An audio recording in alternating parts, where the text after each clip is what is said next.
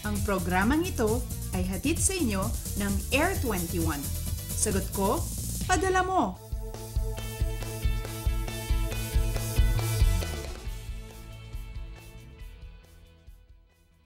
Magandang umaga, Pilipinas. Thank God it's Friday morning. Bukas, pwede mag-sleep in. Pero ngayon, abay habang kayo naghahanda papasok na opisina at school, tutok muna sa ating programa. Live mula sa Pag-asa Weather and Flood Forecasting Center, kasama ang inyong weather girl April Enario ngayong Friday, November 21, 2014. Simulan natin ang ating programa sa ating astronomical events.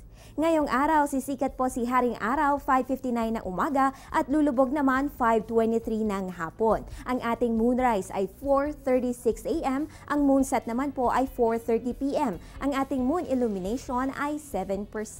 Ang ating current lunar phase ay ang new moon. So in this case, the moon is between the earth and the sun, kaya naman halos hindi visible ang buwan pagkat yung dark side of the moon ang nakaharap sa ating mundo.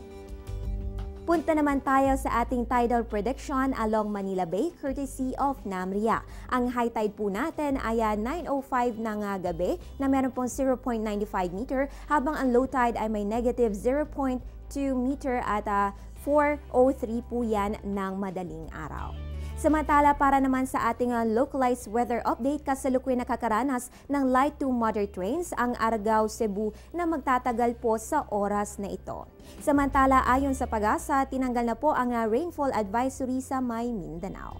At sa aming pagbabalik mga kababayan, antabayanan po ang aming interview sa isang weather forecaster. Magbabalik ang Panahon TV.